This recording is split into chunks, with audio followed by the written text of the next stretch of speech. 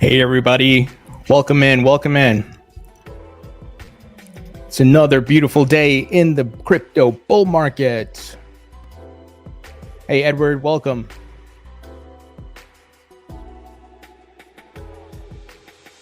Hey Steve Marshall, welcome.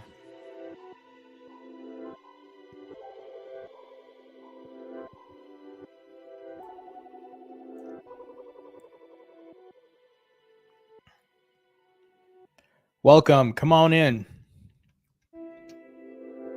We'll give a few minutes for folks to roll in.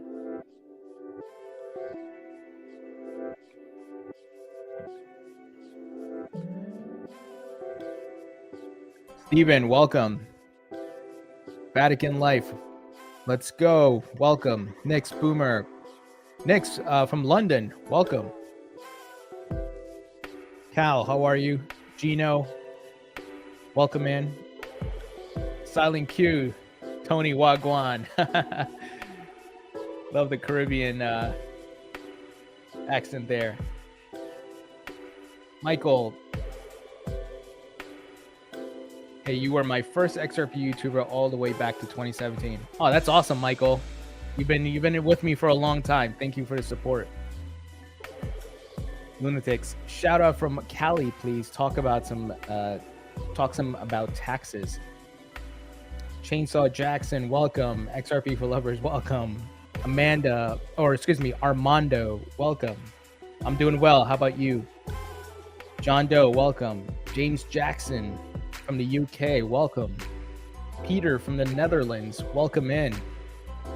Great to have you all. Hit the thumbs up button on the winning, guys. Hit that thumbs up button. If you're not subscribed, please subscribe. If you're watching on Instagram, X, LinkedIn, Twitch, wherever, thumbs up, 5 stars, the heart button. Robert, Ringwood, New Jersey. You're not far from me. Welcome, Robert.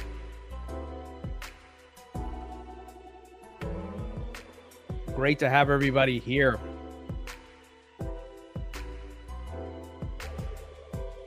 Another beautiful day in the crypto bull market.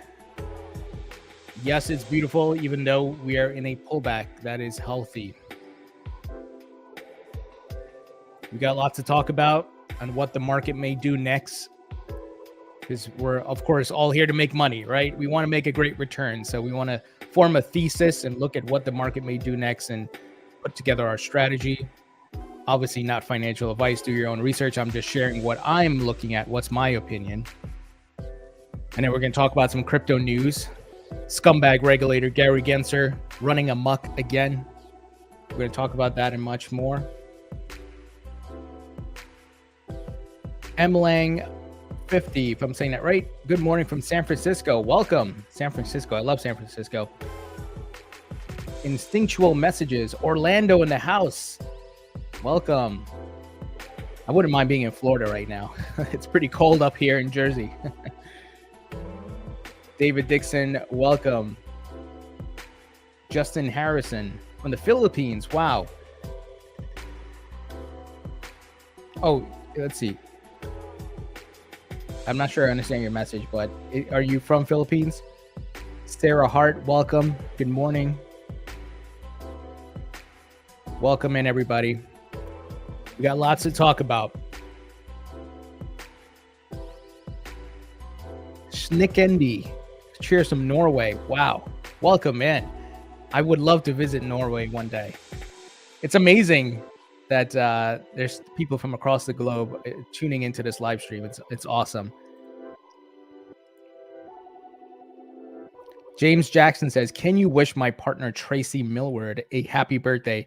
Happy birthday, Tracy. I hope it's a blessed day and you have a great one and all your wishes come through. Ms. C888, good morning. Welcome in.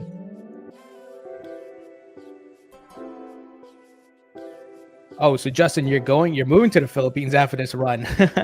Justin, I don't blame you because you could use those gains, right? And live like a king in the Philippines.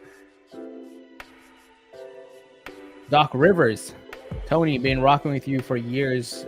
First time catching you live. Awesome, Doc, great to have you. And thank you for the support. Marco Velez, hi from Colombia. Wow, Marco, welcome in from Colombia.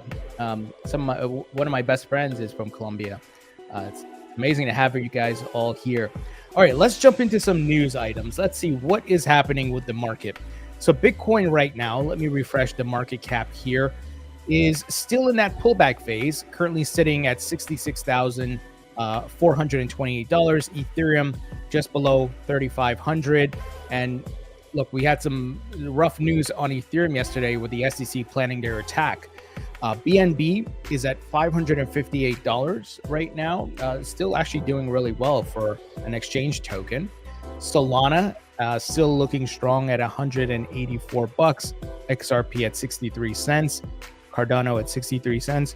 Dogecoin still holding that number 9 spot at 15 cents. And AVAX has retaken number 10 from Shiba Inu. AVAX or Avalanche currently at $54. So once again, guys, we are still in a bull market. We still have another leg up to go. This thing is not over yet. However, we are experiencing a healthy correction. And that's so important. If you zoom out on the charts, we've seen historically Bitcoin and different altcoins have run up and then they have to cool down, come back down to earth a little bit, build support levels so that we can continue the run upwards to higher highs. So right now, what we're experiencing right here for Bitcoin on the daily chart, super healthy. Now, something interesting yesterday that happened, and there's usually a lot of volatility when the Fed and Jerome Powell are speaking. The week of, there's tons of volatility. There was a huge green candle in the daily chart for Bitcoin, as you can see here. And if you look at the DXY, there was a red candle on the DXY chart, the dollar currency index. Now, today, Bitcoin is printing a red candle and the DXY is printing a green candle. So lots of volatility. In my opinion, we have to let this week just complete. And then next week, we start paying attention to what is the next move, because there's too much volatility, as mentioned, when the Fed is talking and they're talking about rates and whatever else they're going to do. But our hope, guys, we got to hope, we got to pray that this DXY starts breaking downwards, because that would be super bullish for the crypto market. So this may take a few weeks, maybe a month before it starts breaking down. And that would be incredible, guys, for risk assets. Like I said, for Bitcoin and crypto, Bitcoin will keep running up and then altcoins will also start running. Now, even if you don't hold Bitcoin, it's important that you understand the market principles.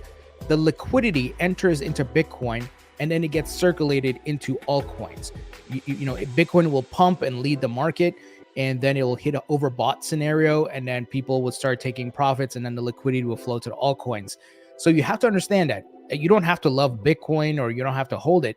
If you just hold altcoins, that's fine. But understand the facts of how this market performs is that the liquidity flows from Bitcoin down to the altcoins. So we have to be patient here and continue to watch what the DXY is going to do and have it continue to break down. Now, analyst Bob Lucas, great analyst. He has a YouTube channel. Go check it out. I've learned a lot from him. He's one of the folks that I look at. No hype, no BS, straight up charts analysis and professionalism. So yesterday, Jerome Powell said they're not raising rates and they plan to cut rates sometime this year. Bob said the following: fairly clean path for Bitcoin. FOMC strength could mean lows on 60-day time frame. If a move lower is still to come, this tag of the 10 DMA is where it turns to lower lows. Structurally better if it does for bull market sustainability. Otherwise, greater than 70K likely to go time. So he puts out here the two scenarios. We could continue going downwards and Bitcoin touches maybe 56K. It finds the bottom there, and then it starts moving upwards and going to new all-time highs once again. Or, you know, somewhere around this 60,000 region, or 65 to 67, we find the support there and we keep moving upwards. I think a healthier move would be going down to about 56K or 57. I know some people are not going to want to hear that, but I am not looking for just 74,000 or 80,000. I want a six-figure Bitcoin. Regardless of if you own Bitcoin or not, you want that much liquidity in the market. So flow down to alts because you will have an epic alt season. So please understand my thesis and my thoughts behind this. So look, it corrects down to 56. You know the ETF buyers are going to start sucking up that Bitcoin, and it gives an opportunity to buy and make a nice return as Bitcoin keeps moving up. So that's the two possible scenarios right now. I think this is fairly accurate, and we'll have to wait and see. You know, from an RSI standpoint, this is the one-day chart. We can see that. Let me go back here to the daily chart. The RSI right now, relative strength index, is on its way down. So it looks like it may go down a bit more. So maybe that $56,000 thesis or scenario is likely to play out, but it'll find a bottom and then bounce, just like it did here back in January. Find a bottom and then bounce. So that's what we're looking for, folks. And we want to bounce to higher highs, right? We're here to make money. All other things aside. Don't get me wrong, I'm passionate about blockchain and crypto technology and the impact on the world. But first and foremost, I want to get financial freedom. I want to make a nice return on my investment, not only for Bitcoin, but for the altcoins that I hold. And I hold Ethereum, I hold Solana, I hold XRP, Cardano, Avalanche, AVAX. I have a little bit of Doge, but nothing. It's just for like playing around. I have some DOT. I have some Chainlink. I'm very bullish on Chainlink. I got some Matic. Let's see what else on this list that I have in the top 20. I have a little bit of Litecoin left back from previous bull market cycles. I have a little bit of Filecoin. I should have bought some Arbitrum. That would have been great. I have Render, AI token. I do have some Stellar Lumens as well. I have some HBAR. So I'm diversified, guys. I'm looking to make money in different ways. Whether it's swing trading or doing the macro trade of buying the lows, the macro lows, and selling the macro highs. Now, something else that Bob highlighted here is that the market liked what they heard from Jerome Powell yesterday. He highlighted here that stocks move higher, leaving behind a daily cycle low. Very strong action considering how far this market has come. So the stock market continues to move upwards, and we know Bitcoin and the crypto market is correlated, right? And all of this is all correlated to global liquidity. So the quantitative tightening cycle is coming to an end. That's great news for the next 10-year bull market cycle, right? In the short term, though, when they start cutting rates, we have to pay attention to that because historically that has meant the market will correct sharply. So I think the markets are front running this rate cut. And, we may see the new highs and blow off top for Bitcoin this year before the rate cuts. Possibly. That's just a scenario. But we'll have to wait and see. But nevertheless, if it's going up, I'm happy. I'm making money. I do hold some stocks. I have Coinbase stock. I have Tesla. I've been buying the Tesla dips. And I got some Bitcoin mining stocks as well. I have PayPal. I actually inversed Jim Cramer when he tweeted out last year that PayPal was a value trap. That was my signal, and I'm actually up right now. PayPal is up, of course. So exciting times, folks. It's good to be back in a bull market versus 2022 on the way down, right? I mean, that's painful. This is rough, hard times, and then you get into that max pain zone, FTX collapse, and much more. Now we got the ETFs approved and trading, obviously, and now we are in an uptrend. So it's important to understand where we are in the market cycle and what's happening. Now, the bull markets don't last forever, so make sure you have a plan, write it out, know what your price points you're taking profits at. Follow great analysts like Alessio Rastani, Bob Lucas, a blockchain backer, to understand the technical analysis. I know enough to be dangerous, but I'm by no means an expert. So I know the basics to get away with swing trading and taking profits. And it did take me years to learn this. So it's important that you learn this as well. Go on TradingView. It's free. Go look at the historical charts and patterns and how the market has moved. And once you conceptualize in your mind about these swings and the 4-year cycles and so forth, it will help you to better form a strategy and not move by emotions, but move by facts. So that's important. All right, let's look at what are the top trending tokens on social media. This information is brought to you by Santiment, which is a great partner of the podcast. They have tons of metrics and data that you can use to help be a more informed investor, more educated. And once again, you can build a great strategy with all this data and education. If you'd like to sign up with them, you can check out the link in the description. I have a discount code. You can get a nice discount on the fees. So check it out. All right. No surprise here. Ethereum is trending, but it does have positive sentiment, but it's trending because of the news that the SEC is going after Ethereum to make it a security or classify it as a security, and the Ethereum Foundation is being investigated. So it's getting the lion's share of the social media mentions. Now, Stacks, the STX token, which is building a smart contract layer 2 for Bitcoin, it's currently at number 2 with high positive sentiment. Unification, and the ticker symbol is fund. I've never heard of this. It's trending at number 3. Then you have the Relio network, the Rio token. I have not heard of this as well. That is at number 4. Then Polymesh, strong sentiment as well. I have not heard of this. And I'm being transparent with you guys that I don't know who these tokens are. Some of you may know them. Sometimes it's impossible to keep up with all the tokens that are in the market because there's thousands and new ones being minted like every day. Polymesh here at number 5. Then you have Liquid dApps at number 6. AMP at number 7. Bitcoin Cash, surprisingly, is trending here at number 8, but it's positive to negative sentiment ratio is not great. So like positive sentiment is 44% and negative is at 42%, neutral at 13. You have XCAD Network trending at number 9, and Dusk.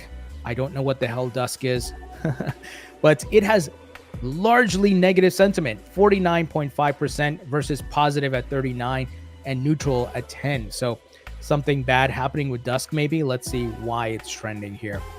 The word Dusk is trending due to the cryptocurrency token Dusk showing significant gains in price and volume across various platforms. So it's getting price appreciation, but it has a negative sentiment. So maybe investors or somebody doesn't like it. It's interesting. All right, guys, be sure to hit that thumbs up button. Hit that thumbs up button. Hit the 5-star rating, guys. Please. It supports the channel. It supports the stream. It doesn't cost you anything. Now, let's take a look at what are the top coins with the most development activity on them, because this is a factor that is used to influence price. When there's more people building and doing a lot of things on the blockchain, you know, that could once again be a factor to helping the price to increase. I may have to refresh here. Could be my stream slowing this down. You know what? Maybe I won't use the filter. I'll just try to sort. May have to come back to this one, guys. Blockchain D Badshaw. Need algo in that sponsorship banner, bro. Yeah, for sure. I need to get Algorand. Okay, what am I doing here? I just had it. I clicked the wrong thing. Anyway. Oker says, laugh out loud. I just bought PayPal last week. Pretty bullish. Is expanding into stablecoins and pay later system within Europe. Yeah, Oker, that's one of the reasons why I invested in it. Not just because Jim Cramer, but in addition to Jim Cramer, they are doing a lot of great things. So guys, here, let's take a look at the top blockchains with the most developer activity. Chainlink leading here. And this does fluctuate. It changes over the, every time it's refreshed over the next 24 hours. Cardano at number 2. That's a good sign. Status continues to be in the top 5. It's been there for a while. I don't know much about this project, honestly, but it's at number 3. Optimism at number 4. Hedera at number 5. I hold the HBAR token. I'm bullish on HBAR. Polkadot at number 6. I hold some Polkadot. Kusama. I don't hold any Kusama, but here at number 7. Internet Protocol, Internet Computer. I keep saying Internet Protocol. At number 8, Ethereum at number 9, Cosmos Atom at number 10. So those are your top 10 that are seeing the most developer activity on their blockchain. So once again, not this end-all be-all reason for price appreciation, but certainly a factor, and that's a good sign. Let's see here. XRP New Zealand said, Mr. Scumbag going after Cardano next. It wouldn't surprise me, XRP New Zealand. Gary Gensler is a scumbag, and we are dealing with someone who has no respect for the law, folks. So nothing surprises me anymore. Folks, the BlackRock and other Bitcoin ETF issuers continue to see incredible growth. Eric Balchunas of Bloomberg here is reporting that why is BlackRock only company that can keep up with Vanguard? They hustle and diversify. Got to keep finding new growth sources to subsidize no-fee core warfight. Hence the move into Bitcoin. Can see that they here in the table is showing issuer market share by asset class.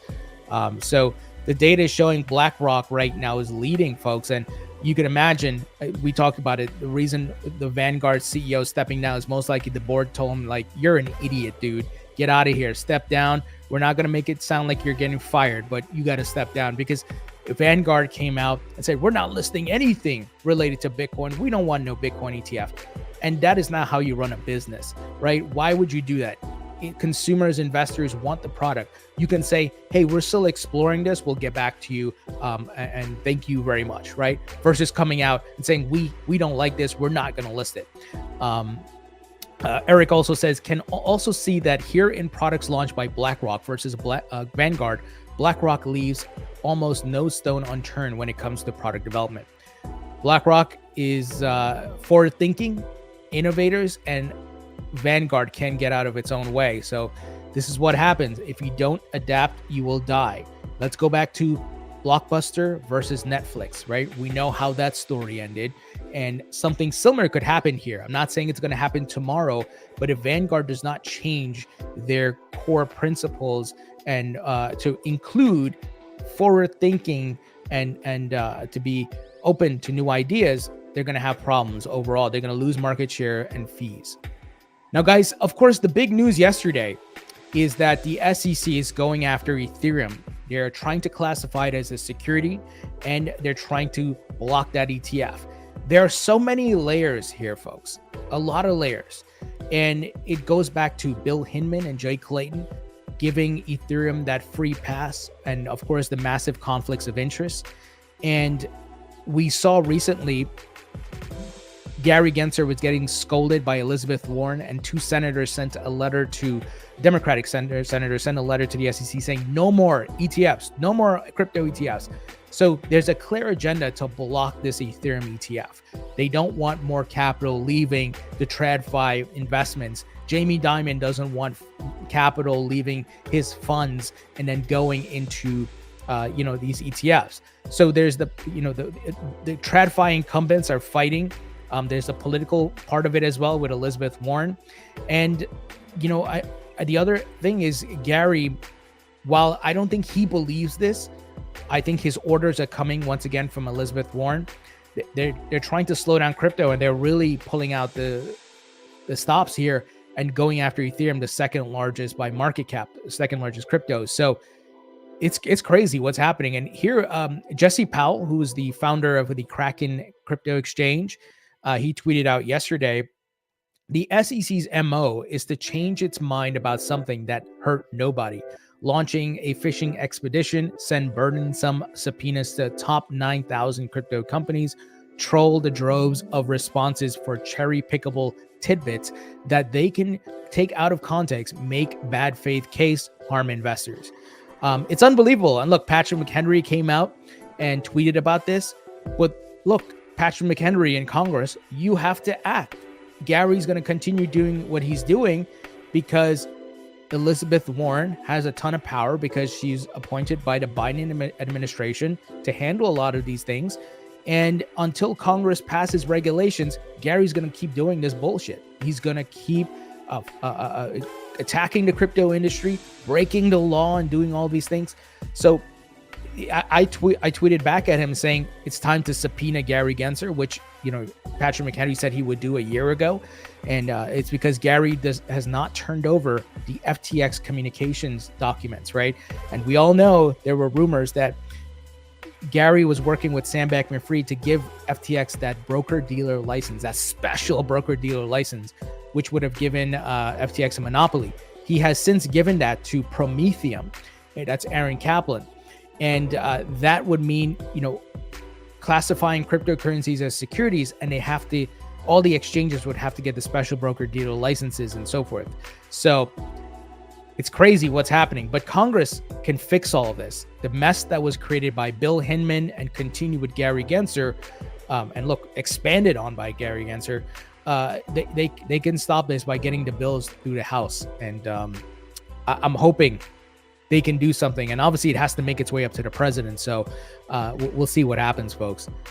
Now, yesterday, something interesting, Coinbase came out and said, hey, remember the news about BlackRock tokenizing investment funds on the Ethereum blockchain? Well, we're working with BlackRock and Securitize. So it's interesting, and it makes sense that they're collaborating. So this is a huge partnership. And funny thing is they're tokenizing on Ethereum. So what does that mean? Here's the thing, though. The presidential elections are coming up. BlackRock, clearly wants to have an Ethereum spot ETF. And clearly they want to build on Ethereum and other blockchains.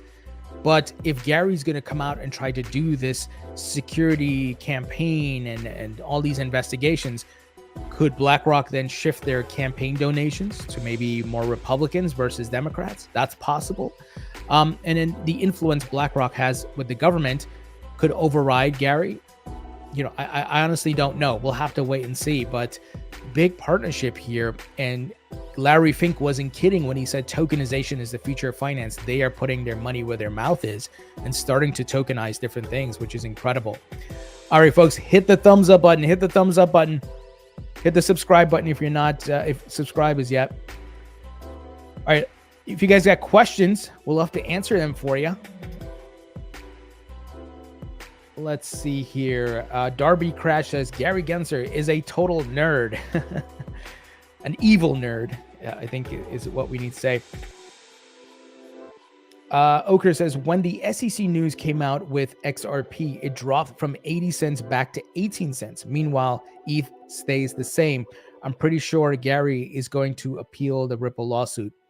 Yeah, Oker, the SEC certainly wants to not give up any ground here. And we can definitely see an appeal coming in with the Ripple case for sure. You know, to what degree, I'm not sure. I think we need some legal experts to talk about it. But Gary wants his pound of flesh. He wants that maybe $1 billion from Ripple or whatever it is. And he wants to walk away saying, hey, see, I got a victory in this.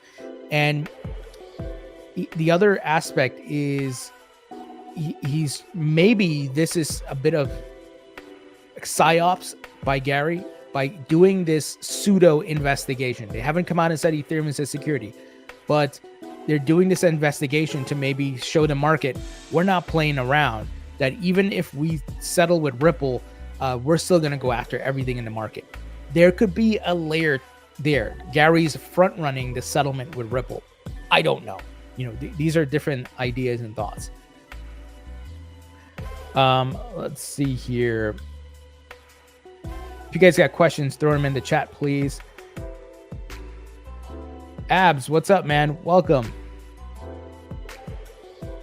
Sean Michael says, maybe you already addressed. However, any thought on ETH and funds moving from ETH into XRP? Sean, I don't know. I tweeted about this yesterday. I don't know how this news is going to impact the market because I've seen crazier things in the market, guys. Because remember, the SEC has not officially filed any type of lawsuit. They've done a subpoena. It's not like with Ripple, there was a clear lawsuit, right? There was no ambiguity. There was no what ifs. It was, you got a lawsuit. So right away, the market was like, whoa, okay, this is official. There's a lawsuit. It's not official yet with Ethereum. This could just be a smokescreen from Gary to say, you know, anything is and everything is on the table, even Ethereum. And it could be him front running a Ripple settlement, some sort of resolution with the Ripple case. Because, you know, the history of Ethereum with the conflicts of interest with Bill Hinman is a factor, and Gary's going to try to cover that up because that can be continually used against him and the SEC. So once again, he could be playing 3D chess here where he's like, I'm going to put it out there that we're investigating Ethereum. We haven't officially sued them. We haven't officially done anything, but I'm going to put it out there that we're looking into this. So from an optics standpoint, it gives the appearance that I am not biased. I'm looking at everything. I'm going to look at Ethereum. I'm going to look at Cardano. Everything's on the table. So that could be what's at play here. And also, it would fit the agenda of blocking the Ethereum spot ETF. Chuck Fair says, may take time for the market to react to it. Ripple may have shown that the token is safe, even though the exec/devs may not be. Let's see here. Oker says, hope XRP does not miss out another bull run. But the weird part is Gary said after the Bitcoin ETF approval, the courts decided, so he had to follow the law. Now the courts are also decided XRP is not a security. Yeah, Oker, though, I think XRP will be fine this bull market. You know, we don't know the future, so we don't know what catalysts or factors may pop up that could hinder that.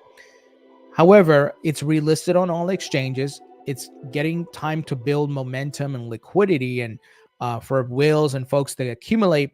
So I think it will do well. But there's also still the black cloud of this Ripple lawsuit not being resolved. We have to be honest, right? We can't be biased. We have to look at every aspect of this situation. The Ripple lawsuit is not fully wrapped up. The institutional sales thing is still a question. If something bad happens or comes out from the SEC case against them with the institutional sales, it could still affect the performance of XRP. We have to take that into account. So I do think, though, it's going to do better than it did the last market cycle after the lawsuit was hit, for sure.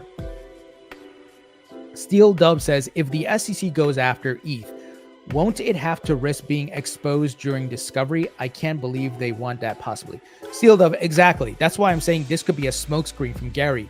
Remember, they haven't officially filed a lawsuit against the Ethereum Foundation or anybody. It's just, this news is not actually from the SEC. Fortune Crypto is saying this is what they're hearing, and they're seeing that subpoenas are being sent out, but subpoenas are nothing. That's not a lawsuit, right?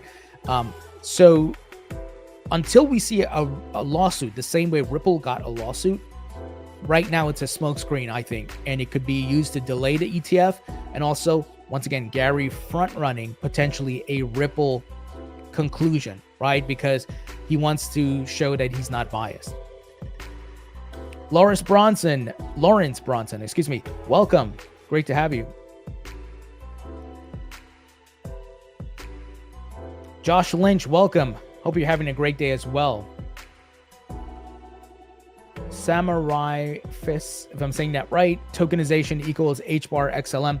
Yeah, look, many blockchains are positioned for tokenization. Ethereum, like you said, Hedera, Stellar, the XRP Ledger, even Avalanche. Many of these blockchains are positioned for tokenization. So we'll see which ones get adopted. Obviously, BlackRock highlighted that they were testing Ethereum. That doesn't mean they're going to continue to use Ethereum. So we have to see where the dust settles. I think right now, many of these companies are testing the blockchains and seeing where it goes. Remember that Avalanche, and I had interviewed John Wu from Ava Labs about this, Citibank and JP Morgan are testing tokenization. I'll pull up the news there for you guys. So this is one of the reasons why I hold AVAX in my portfolio. So look at this. Citi collaborates with Wellington Management and Wisdom Tree to explore tokenization of private markets. And it's on Avalanche. So the native token to Avalanche is AVAX. So this is why you diversify. We don't know which blockchains are going to be the winners and which ones 5 years from now won't be around or 10 years from now won't be around. It's like taking the bet that people in the 90s took on different .com websites and solutions. There were Googles and Amazons and eBays and so forth in the mix of pets.com and other trash, right? So important to follow the news and, take a look at what's the future adoption outlook. Now, I want to caveat that if you are playing the market cycles, though, Bitcoin's a rising tide that lifts all boats. You can see many coins do well, which won't exist 10 years from now. So I hope you understand the distinction there. There's the short term, and maybe in the immediate 4 to 6 years of the market cycle versus 10 years from now, some may not be around. We've seen coins that were here in 2017 are no longer here. They've dropped off the market cap or they drop to number 120 on the list, right? They're not as relevant. So it's important to understand that distinction. Oker says, I hope there is no lawsuit for ETH. Like 90% of the cryptos are based on ETH by checking developer reports. Absolutely, Oker. This is why, some XRP maximalists are saying, down with ETH, burn it, and so forth. You don't know what you're talking about, man. If there's so many ERC20 tokens and projects built on Ethereum, it would be disastrous. I'll give you an example. The basic attention token is an ERC20 token. Proppy token is an ERC20 token, and many more. Chainlink is an ERC20 token. So we don't want any type of situation here. This is why Congress needs to act, because if Congress passes regulations, we will have a true free market in the crypto industry where coins can compete, and there won't be winners and losers picked like Bill Hinman and Jay Clayton did with Ethereum.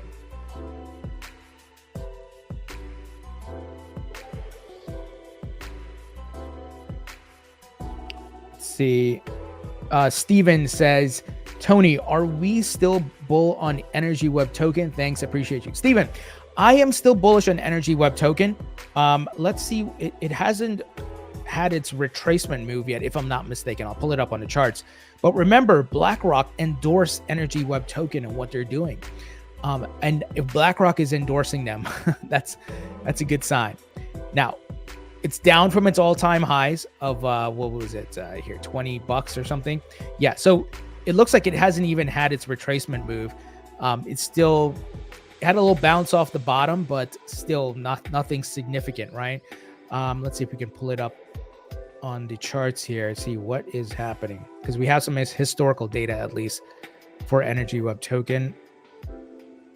But I am bullish. To answer your question, I am bullish. But like I said, diversify, because we don't know what will be a winner or a loser eventually. But if all goes to plan here in this bull market cycle, as the liquidity continues to come in, wow, Energy Web token had a massive pump. You can see here, it hasn't done any type of retracement move here. So I think it's at the bottom and it still has ways to go. It's only up from here, in my opinion, excluding a black swan event, right? So I'm still holding my Energy Web token in full transparency. Chuck Fair says, right, big bluff move to keep fear in the markets. Yeah, and look, they really want to block that ETF, the Ethereum ETF.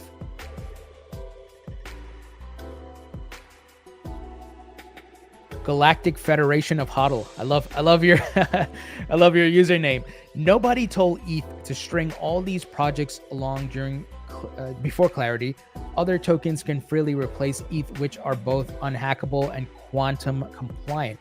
Flare being one of these. Yeah, Galactic Federation of HODL. I'm not saying Ethereum is going to be a winner 10 years from now. It may or may not be. What we do want is clarity to let all the horses run here in the race, right?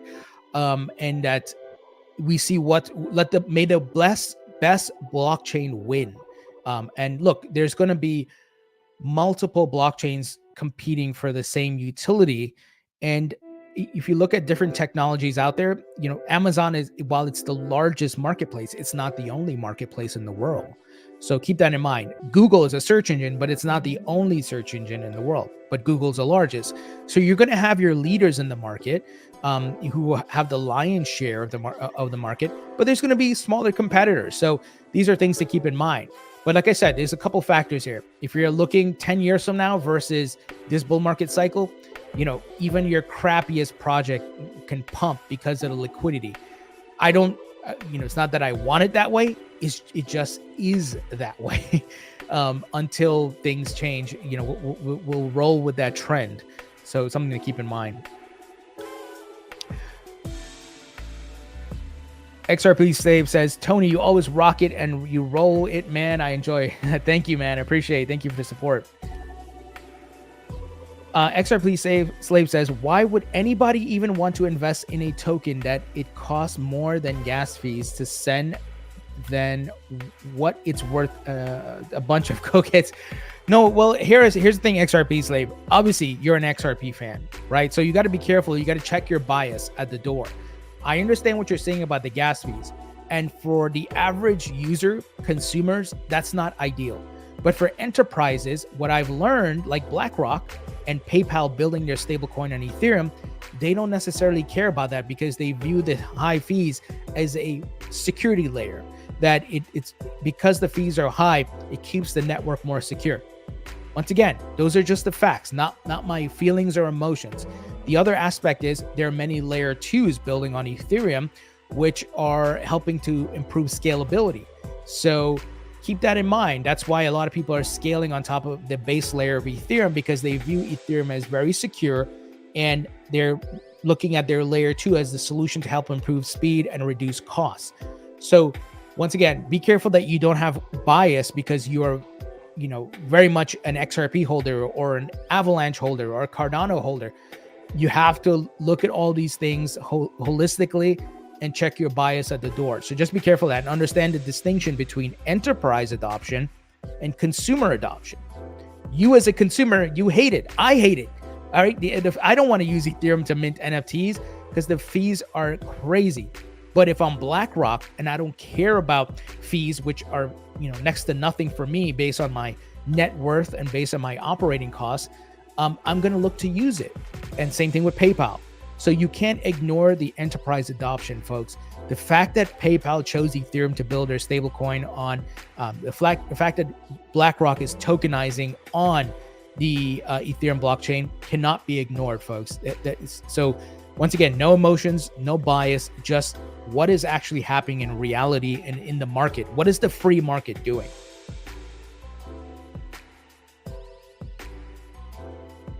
Ray, what's up, man? Welcome in.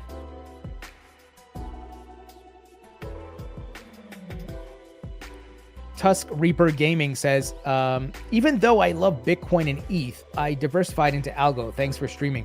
Yeah, absolutely, Tusk. I think it's important to diversify. What we've seen, Bitcoin, obviously you can make a nice return on Bitcoin, but the entry price obviously is not ideal. One Bitcoin costs $60-something thousand right now. And usually we see altcoins outperform Bitcoin. That's just the facts. That's not emotions, bias, and whatever, right?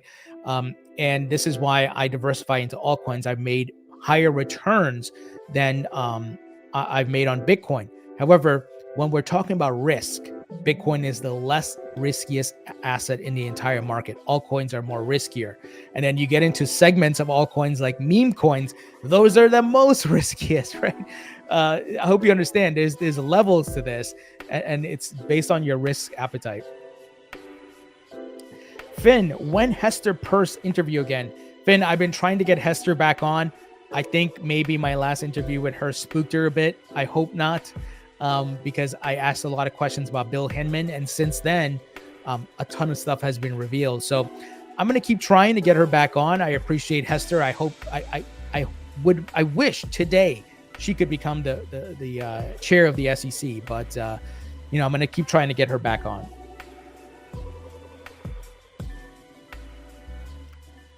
Let's see.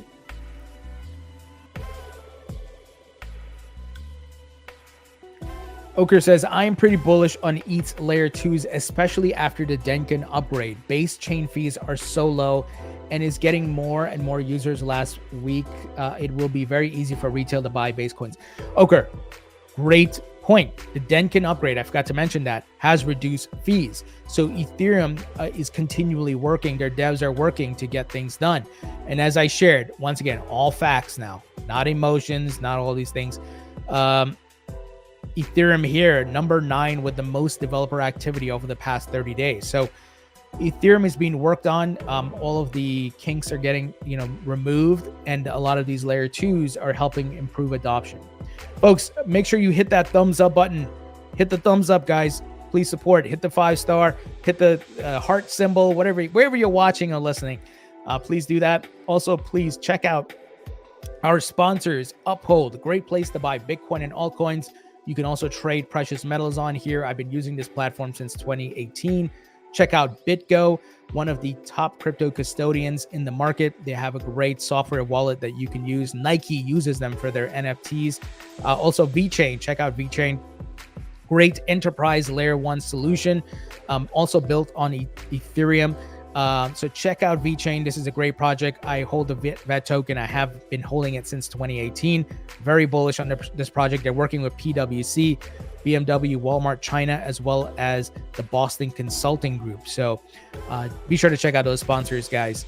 And heads up, I'll be at the DC Blockchain Summit on May 15th and 16th. If you're interested in attending, you can check out the link in the description. You can get a 20% discount on the ticket. You don't have to come for the summit. You can come for just the education day, where we're going to go to Capitol Hill. I'll be there and talking to different lawmakers and so forth. So trying to do my part, guys, in DC and help get regulations and educate people. So this is being put together by the Chamber of Digital Commerce. So be sure to check it out. Links will be in the description. All right, let's see what other questions you guys have here.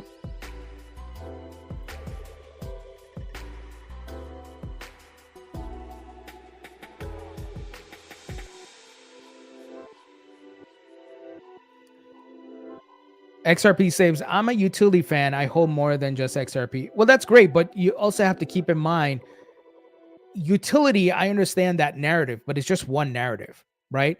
And one could argue, if you're saying utility, PayPal launched their stablecoin on Ethereum. Is that not utility? BlackRock is tokenizing on the Ethereum blockchain. Is that not utility? Right? So be careful.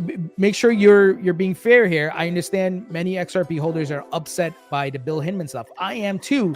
But at the same time, if you're looking to trade the markets, the free market now, and trade a token and make a return, you got to check your bias, emotions, and things at the door, right? Let's see here. Armando says, any new coins you think is worth investing? So Armando, I haven't really been buying any tokens. I bought December 2022, early January 2023. And, you know, the two tokens I took a massive position on was Render and Fetch.ai, and those are doing really well. Obviously, as the market pulls back, I'm going to look to double down on certain tokens. So maybe I'll grab up some more Render and Fetch.ai, because I think they're running really strong, and those might be the ones, and maybe some other altcoins like Avalanche and things like that, which I think still have more room to grow. So I'm not looking at any new tokens specifically to buy. Sapiens Scorpion says, buy the dip, hold for a year, sell. Yep. David Dixon says, Tony, have you any new view on Tokamak? I don't know about that token. Let me see here. First time I'm hearing about it, honestly. You know, as far as I remember. Let's see. Currently trading at $1.05. Down from its all-time high of about, wow. Whew. That's pretty tough. Oh my gosh. That is a tough correction there.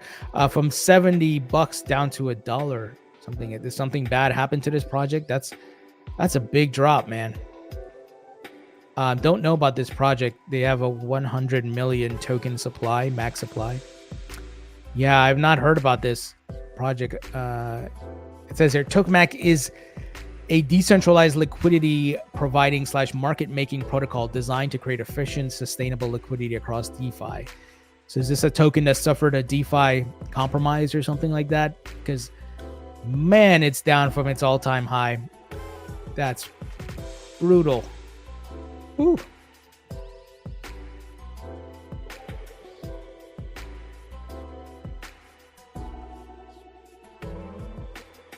Crane says, after the Bitcoin halving, are we going up? Yes, but we don't know what the market's going to do. We don't know what impact rate cuts are going to have. But, you know, from what we've seen historically, I can say that there's a high probability of it going up. That's what I'm anticipating. I believe this pullback here is to build support to continue to the next level up. And boy, I hope that next level up takes us to 6 figures. I'm hoping it's not that far away, right? That the bounce from here takes us to 100K. Then maybe we see a pullback and then we keep moving higher, or maybe the 100K, just over 100K is the blow up top. We'll have to wait and see. Maybe that's just right after the halving. And once again, all these things correlate to the Fed cutting rates and markets correcting heavily. So we shall have to wait and see, friends. Just have a plan. I have my plan at 90K. I'm starting to take big profits on Bitcoin, and then wait for that liquidity to flow to the alts and start to take profits on the alts as well. And then reinvest some of that money in different assets, pay off some debt, put some into retirement, of course. That's my plan.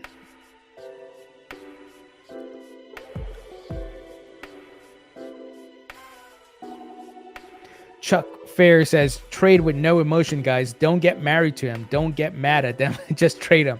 Chuck, I hope everybody listens to your comment, because I see a lot of people complaining, especially a lot of XRP holders, right? And I've been telling people for years, if you've been subscribed to my channel, diversify, diversify, diversify, because you never know what could happen that could slow down, your one coin that you're betting on. Like I hold Bitcoin and Ethereum. So all of last year is Bitcoin is pumping, and people are waiting for altcoins to catch up. My portfolio is going up, right? I hold Ethereum, and because it's been following closely with Bitcoin, it's been going up. I hold some Solana tokens, not a lot, but because it's been ripping, my portfolio is going up, even though I have XRP and Cardano, which have not moved significantly yet. So I hope you guys understand what I'm saying.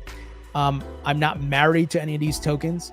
Obviously, I want to, pick my tokens I think are going to be winners, but I'm not putting all my eggs in one basket. And I've learned that over the years. Check my emotions at the door. Market doesn't care about my emotions. Market doesn't care about my feelings. The market's going to do what it's going to do, and I got to run with the trend here and to make some money. So hope you guys understand that. David Dixon says, XRP Ledger automated market maker goes live tomorrow, which could kickstart XRP. Yeah, that would be great. I'm looking forward to that. DD the Dragon says, but I'm a loser and don't care about ethics. Marcus Dunn says, XRP pumping today. So we're going to see these alts, moving a bit. And you guys know about my swing trade on XRP. Aside from my long-term holdbags, I bought some at 55 cents, and I have a sell target at $1.35. And I'll be taking profits on that swing trade. And then, obviously at new all-time highs, be taking some profits on the long-term holdbag. Edward says, ETH will have to switch to IBC. What I'm not sure what you mean by that. Marcus Dunn, Philly here. Welcome, Marcus. Oker says, I have been an XRP maxi since 2017, but this year started to diversify. The more I research I do, the more bullish I get on ETH. Everything is based on ETH. Institutions use ETH and not XRP. Look, like I said, don't be a maximalist for any coin. What I find surprising is that I hate maximalism, but you have XRP maximalists who complain about Bitcoin maximalists when they're doing the same thing, right? It's like, hello, pot calling kettle black, right? Like, if you're going to be a maxi, you're just like the Bitcoin maxis, which everybody hate. So don't be a maxi, just be an investor. Be an investor. And what I've noticed, guys, is that some people are here for religion and they get caught up in communities. I love communities, by the way, right? I have no problem with communities, but they go so far at the end of the spectrum where they become like these extremists. And it's like, calm down, man. We're here to invest. This is not a religion. This is not a cult. Just diversify. Like, I can call out Bill Hinman and the SEC for their bullshit, but still invest in an ETH token, because ETH is just software. It's just software. It doesn't have emotions. It didn't slap my mom in the face, right? Come on. Like, it's just software. It's an asset on the market. My beef is with the SEC, a government agency where my taxes go to, that has become corrupt, that has done all these things. And that's where it stops. I don't have to go further into all kinds of other stuff. because the accountability, and the people who are supposed to uphold the law got compromised. So that's how I view it. And the great thing is, guess what? The money I make off of ETH, I can use that to help fight for change. I could donate to John Deaton. I can go to DC and help lobby and educate people. So that's my perspective on it. Lunatics 101 says, what tax software do you recommend? So I've been using TaxBit for a while, and then Coinbase integrated their tax there's tax solutions into it. So I've been using that. I do track though my capital gains and losses. So I have all my buy orders mapped out, if it's short term or long term, and then my sell orders and all that mapped out. So it's important that you do that, and the exchange that you use, check if they have any type of tax reporting. I know Coinbase does. Madeira from Switzerland, welcome. I want to visit Switzerland. It's definitely a beautiful country from the photos I've seen.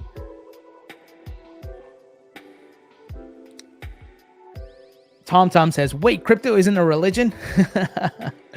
Right? It's just an investment. It's just an investment, guys.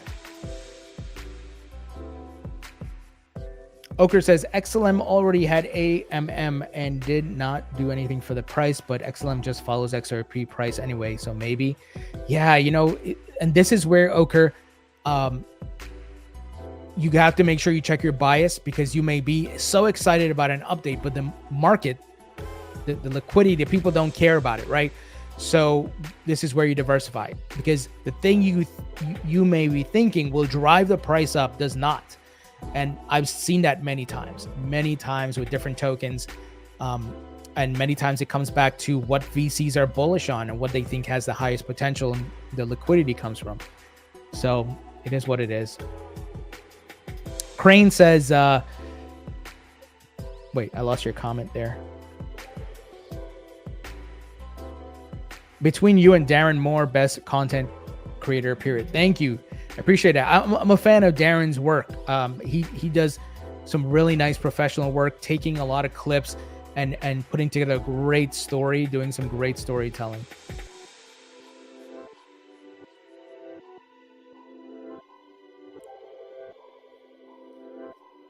Ivan Hernandez, does Uphold have tax reporting services?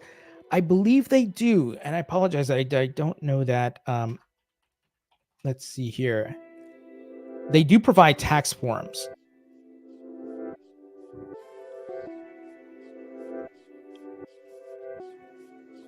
Yeah, there's some tax forms that they provide. But guys, something important, and I've been talking to my accountant about it. Start planning your taxes, because if you're going to take profits this year or even 2025, what you're going to do, make sure you account for capital gains taxes. And yes, capital gains taxes are highway robbery by the government.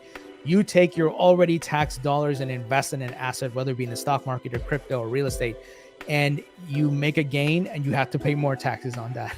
So I hate it. I don't mind paying some of the normal taxes, right? Because it goes to schools, bridges, roads, and all that jazz. But capital gains, man, unbelievable. So just make sure you plan and account for capital gains based on if you're filing as a single, joint, based on your total income, which tax bracket that puts you in. And be careful, because the capital gains is tough, right? Personally, what I do, guys, in full transparency, when I sell some crypto in a profit, I literally take 50% of that money and just put it aside for taxes. It may not be 50%. Usually it's like 20 or 30, depending on the year, on what's happening.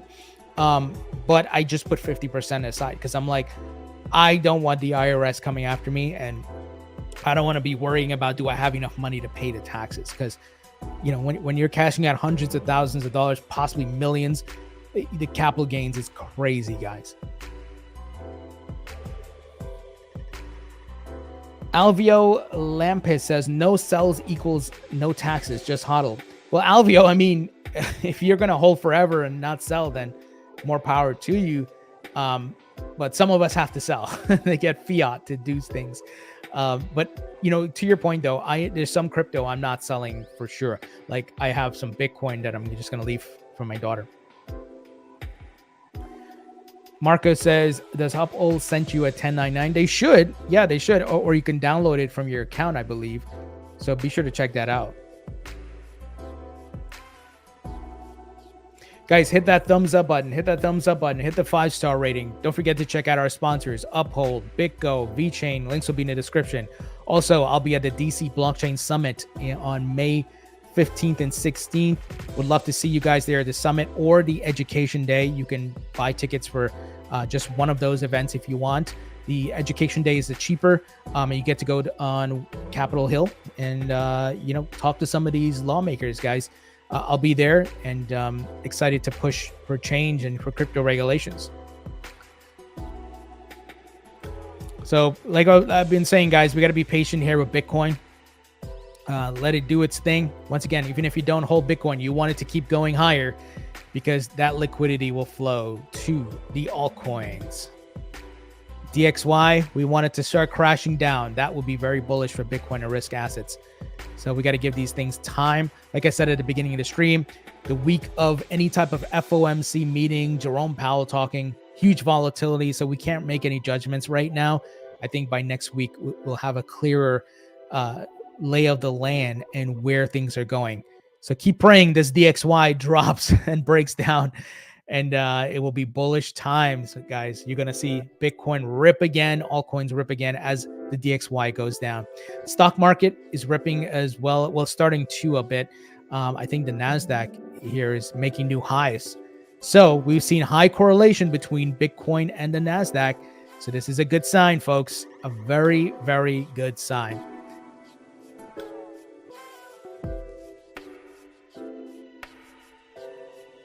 Armando says, I have some CRO for a while. What do you think about it? So Armando, you're talking about crypto.com CRO, right? Or Kronos? Which one are you talking about? I don't remember which is which.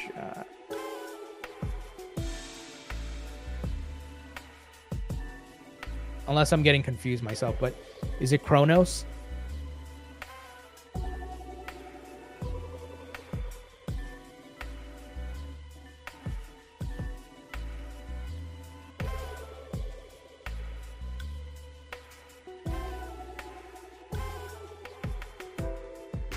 Okay, so the analyzer says, why nobody talks about cashing out? What banks to use? Did they have problems ever cashing out? How much money can you cash out and stuff without getting your account frozen? So the analyzer, okay, let's talk about this.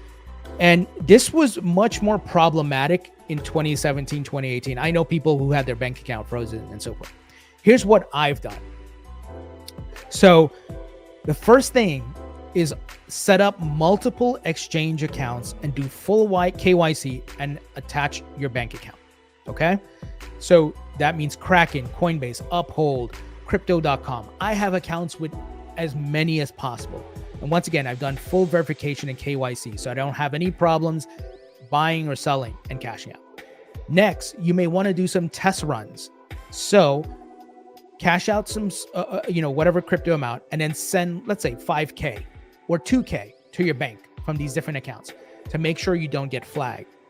Third, call your bank before you send large amounts of money to your bank account. Tell them, hey, I've been investing. I've gotten some very nice profits. I'm going to transfer a good amount of money, maybe a few $100,000, just an example. Let them know so they put a note on your account so it doesn't get flagged. And like I said, do some test deposits transfer first, right? So that let's say you're cashing out 500,000. You tried to send all of that at the same time, and that gets frozen. That is not a great feeling and a great experience, right? So send like a couple thousand, and you may want to break it up. Every day you send 50,000, right? This way you just reduce the craziness and the potential for things to go haywire. I'm speaking from experience. And once again, call your bank. I personally use JP Morgan. I don't know what banks you guys use, but it's important to call them and let them know. Even maybe talk to your local branch or whatever. Call the 1-800 number. I am transferring a ton of money. Please don't flag my account. Any best practices you guys would recommend? And it would be smart to just do test deposits.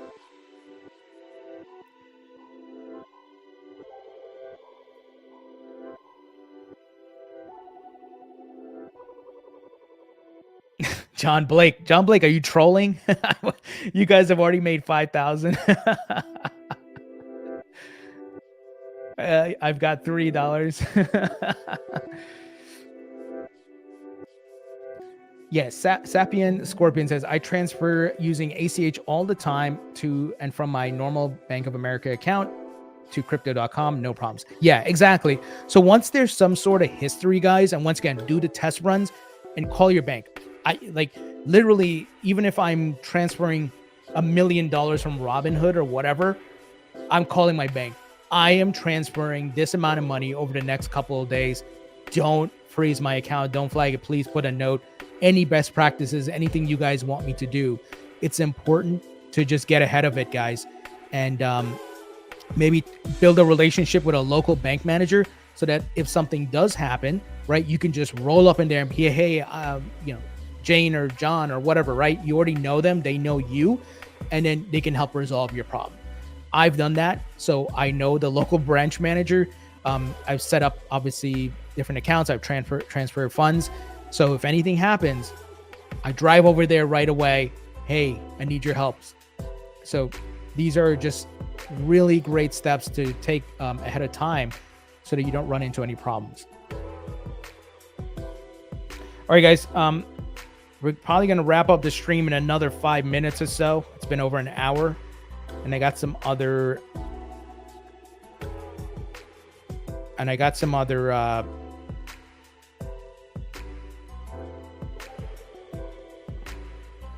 got some other interviews coming up, so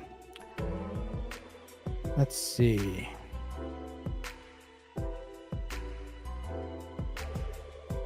Sorry, guys. I just actually got a text from someone from Commissioner Hester Peirce's office, and I'm trying to see what's going on. Okay, maybe I can try to get Commissioner Hester Peirce back on the podcast. It's funny, we were just talking about her about like 10 minutes ago.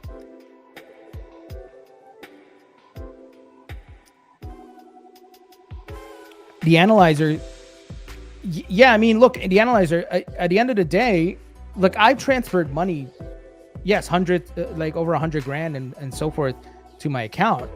But this is where I don't know which country you're in. I don't know which bank you're using. So I would say start having the conversations with your bank. There shouldn't be a problem, but you should contact them ahead of time and tell them like, hey, I'm going to do this transfer. Please don't freeze my account. Any best practices you have and so forth. So make sure you do that. All right, guys, hit that thumbs up, guys. Hit that thumbs up. Hit the 5-star rating, please. If you're listening on Instagram, on X, on LinkedIn, on Facebook, thumbs up, guys. Please, please. Joe Montgomery says Tony's holding like 1,000 Bitcoin. Chat. Joe, I wish, but I have. I'm not some Bitcoin whale, but I've been buying Bitcoin since like $1,000. I bought a good amount at like 2,000 and so forth. So this is going back to 2016, 2017. And then obviously I've been buying the dips over the years. So when it corrected in 2019, I've been buying, guys, buying the blood on the streets. So when people hear, oh, you hold Bitcoin, they think I bought at 60 or 30 even, right? No, I've been buying Bitcoin at like $1,500, 2,000. So John Blake says Tony is the GOAT. He deserves to make it big. Thank you, man. I appreciate that, John. Guys, I got a book coming out next month. It's going to cover everything that's been happening in the crypto market.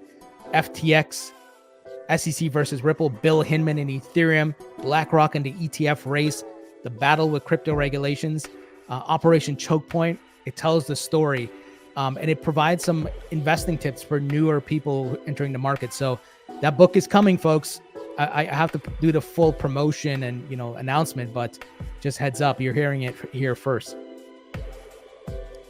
John Vaught says, best channel out there, super positive. Let's get all that money. Yeah, John, thank you, man. I appreciate your support. Trying to spread the awareness and education. I'm here to make money, and I hope you guys make money too. You know, wishing you all best of luck in this bull market cycle. Joe, thank you, man. I appreciate that.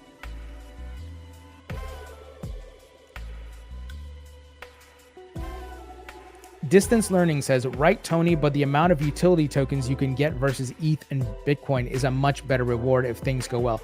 Well, here's the thing, Distance, you're not wrong. And this is why I diversify, right? This is why I have HBAR, XRP, and some of these other tokens, the VeChain and so forth. And I also have Bitcoin and Ethereum because there's the risk factor. Bitcoin is the lead horse. It's the most established. And Ethereum has been very close in its movements to Bitcoin. And we just never know how tokens are going to perform and what may happen. Case in point, look what happened with Ripple in the last bull market cycle. So if I was all in on XRP, if that was the only big token I was holding, it would have been a rough bull market. But I was holding other tokens like Bitcoin and Ethereum, and I made money off of those. Thank you, John. John says, congrats on the book.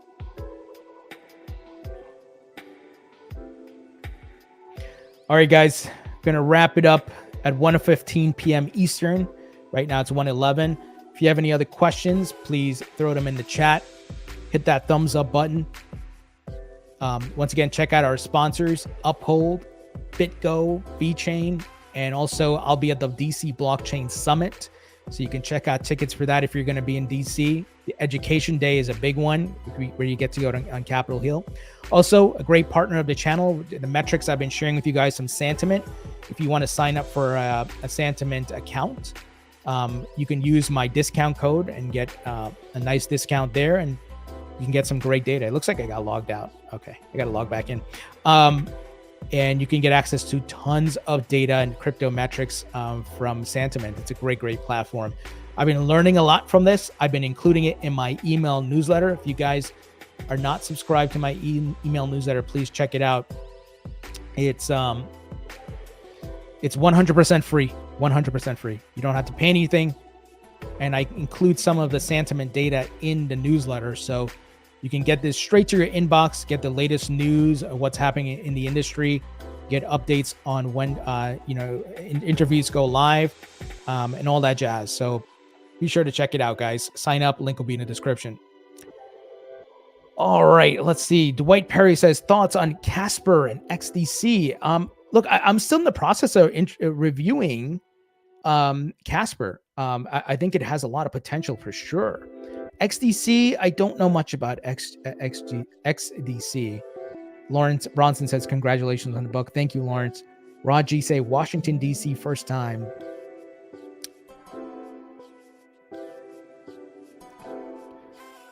All right, guys. Thank you for joining. Thank you for watching and listening. I appreciate you all. And like I said, wishing you all the best of luck in this bull market cycle to make a very nice return. And don't forget what we talked about. Call up your banks before you transfer any your profits over. Build a relationship with your local bank manager, and do test deposits, right? And test transfers. So transfer $5,000 and see what happens before you send hundreds of thousands and so forth. Just speaking from experience. And like I said, set up accounts with every major exchange out there: Uphold, Kraken, Coinbase, Crypto.com. Do full KYC, connect your bank account, and you can, to kind of grease the wheels a bit, do some small buy orders, and just have money, come from your bank to the exchange. This way, there's a history, and you've got things up and running. So that's how I've been preparing for the bull market, how I have prepared in the past, and it's worked out well. Don't forget to think about your taxes. Capital gains are annoying, but unfortunately we can't escape the tax man. All right, guys, thank you. Appreciate you all, and I'll talk to you all later.